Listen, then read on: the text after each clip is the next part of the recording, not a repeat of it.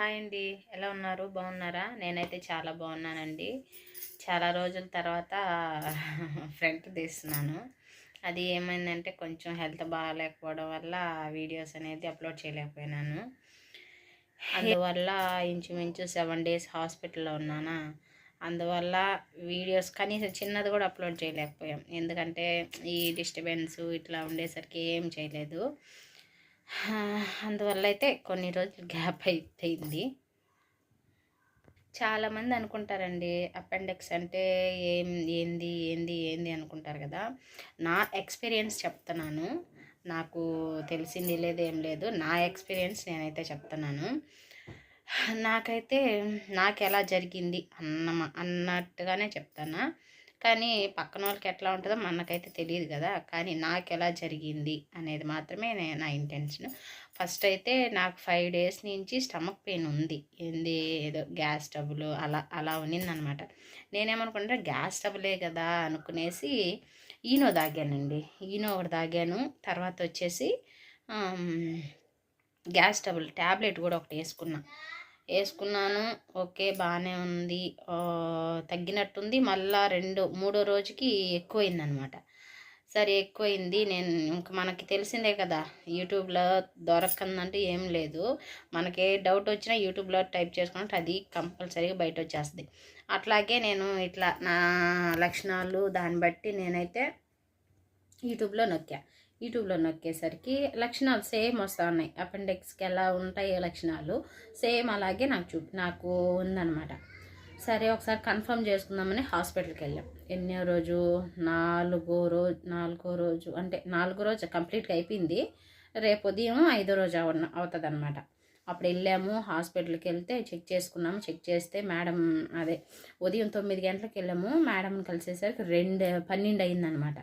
12 అయింది. మేడంని కలిసాము. మేడం ఏమన్నారంటే బ్లడ్ టెస్టు ఇవి స్కానింగ్ అన్నీ చేశారు. అన్నీ చేసేసి అపెండిక్స్ అని కన్ఫర్మ్ చేశారు.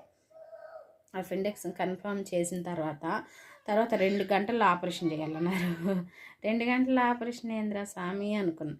అంతే, ఇంకేం చేద్దాం. సరే మేడం, అప్పుడు అంతకు ముందుగానే మేము స్లాబ్ వేస్తున్నాము. ఉన్న డబ్బులన్నీ అయిపోయినాయి, స్లాబ్ అయిపోయినాయి. ఇంకా ఆ సిచ్యువేషన్లో ఏం చేయాలో అర్థం కాల. సరే, ఒకసారి ఇంటికి వెళ్ళి చూసుకొని వద్దాం అని చెప్పి మేడం గారు ఏమన్నారంటే, మా ఇంటికి వెళ్ళడానికి అంత టైం లేదు, ఇప్పటికే అది లోపల బ్లాస్ట్ అవుతుందంట. అది ఆల్రెడీ నాకు జరిగిపోయింది.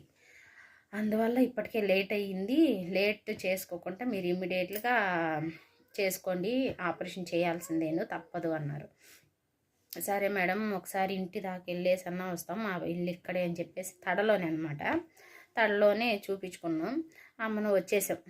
ఇంటికి వచ్చి ఇంకా ఏం అర్థం కాల, చేతిలో రూపాయి లేదు, ఏం చేయాలో అర్థం కాల. సరే, ఏదైతే అది అవుతుంది అని చెప్పి వెళ్ళిపోయినాం అనమాట.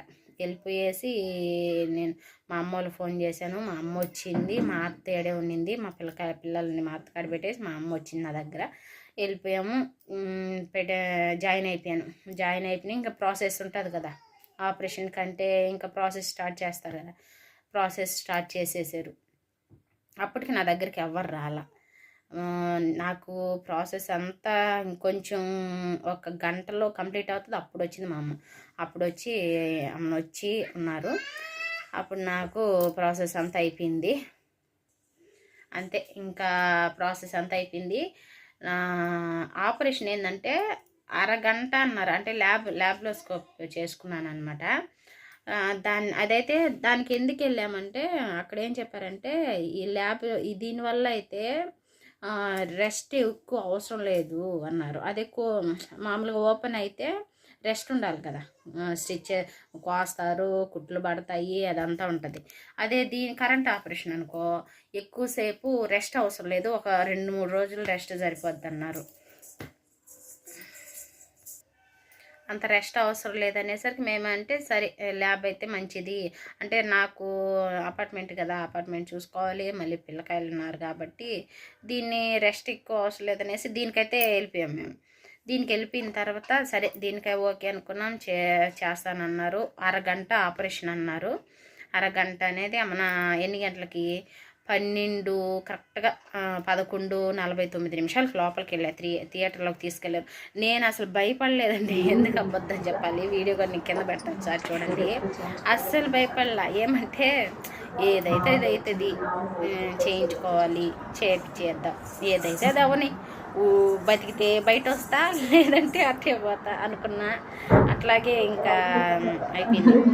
మామూలుగా కొంతమందికి ఆపరేషన్ అంటే వచ్చింది, ప్రాబ్లం వచ్చింది, చేయించుకోవాలి కదా, తప్పదు కదా సార్ అని నేను అన్నా.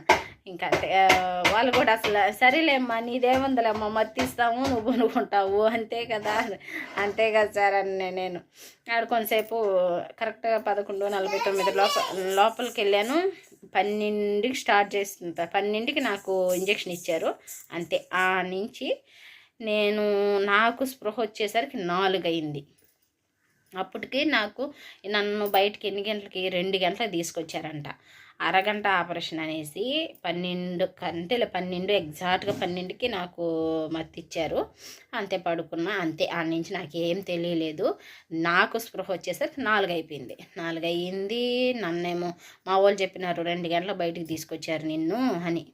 సరే అని చెప్పి అనుకున్నా.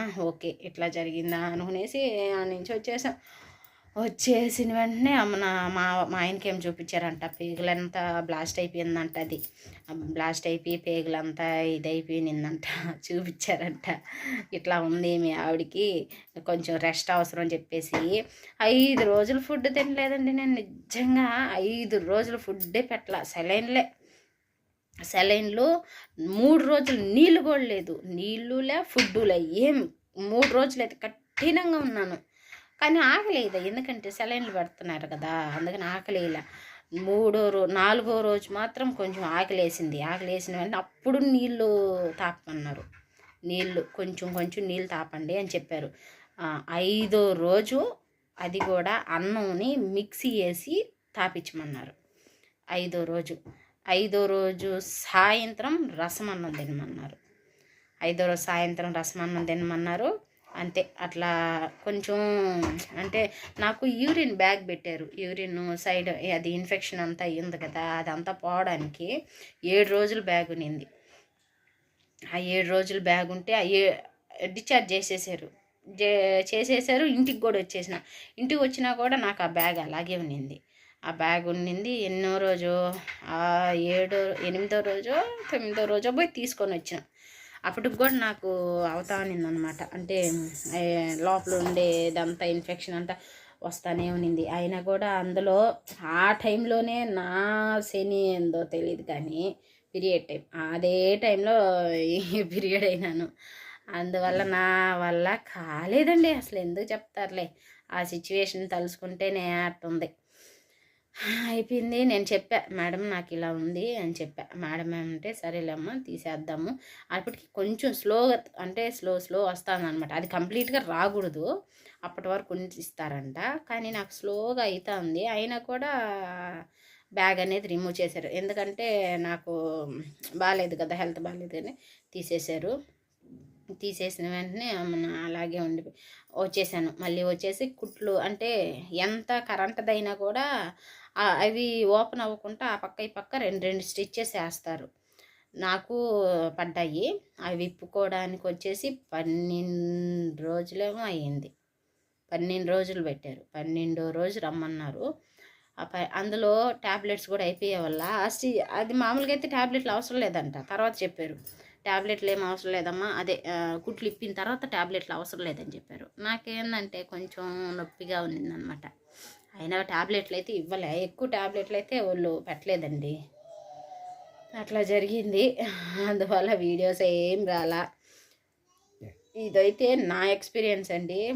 మామూలుగా చెప్తా చాలా మందికి తెలిసే ఉంటుంది, కానీ ఇది మాత్రం నా ఎక్స్పీరియన్స్ నేను చెప్పాను అంతేను. అట్లా అయితే నా ఆపరేషన్ జరిగింది. నేను అసలు భయమే లేదండి, భయమే పడలా నేను అసలు. అందరూ అయితే ఓ అమ్మాయి చూడు ఎంత ధైర్యంగా పోతుందో అనుకునేది. నాకు అయితే అవన్నీ లేదండి, పోనీ అదే మైండ్లో ఉండిపోయింది అనమాట. ఇలాంటి చిన్నపిల్లలే చేయించుకుంటున్నారు, మనం ఏముంది అన్నట్టుగా ఇదైపోయినాను. అంతే. పోయినాను, చేయించేసాను, వచ్చేసాము. ఫైనల్లీ ఈరోజైతే కొంచెం బాగానే ఉన్నాను. నేను ఈరోజే ఉదయం కుట్లనేది తీసుకొని వచ్చిన తర్వాత ఈ వీడియో చేస్తున్నాను నేను. ఈరోజు వచ్చేసరికి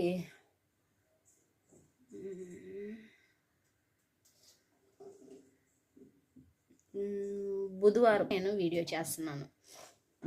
ఇన్ని రోజులు అసలు ఏం చేయలే. ఏమంటే ఇంక నాకే కూర్చోవడానికి వేయడానికి అవ్వట్లే. ఇంక నేను మళ్ళీ వీడియో పెట్టి అంత రిస్క్ అవసరమా అనుకునేసి ఇప్పటివరకు ఏం చేయాల, ఇదే చేస్తున్నాను. అది కూడా నా ఎక్స్పీరియన్స్ మాత్రమే చెప్పడానికైతే అంటే ఉంటారు కదా, తెలిసిన వాళ్ళు ఉంటారు, బాగా తెలిసిన వాళ్ళు ఉంటారు, అస్సలు తెలియని వాళ్ళు ఉంటారు, ఏదో లిమిట్గా తెలిసిన వాళ్ళు ఉంటారు, నాలాగా తెలిసిన వాళ్ళు కూడా ఉంటారు కదా. అందుకని నా ఎక్స్పీరియన్స్ చెప్తున్నాను. ఓకేనా అండి? ఓకేనా? మీకు కానీ నచ్చినట్లయితే ఒకసారి మన ఛానల్ అంతా చెక్ చేయండి, చెక్ చేసి చూడండి. ఇదైతే నేనైతే నా లాస్ట్లో ఫొటోస్ కూడా పెడతాను, ఒకసారి చూడండి. ఓకేనా? బాయ్.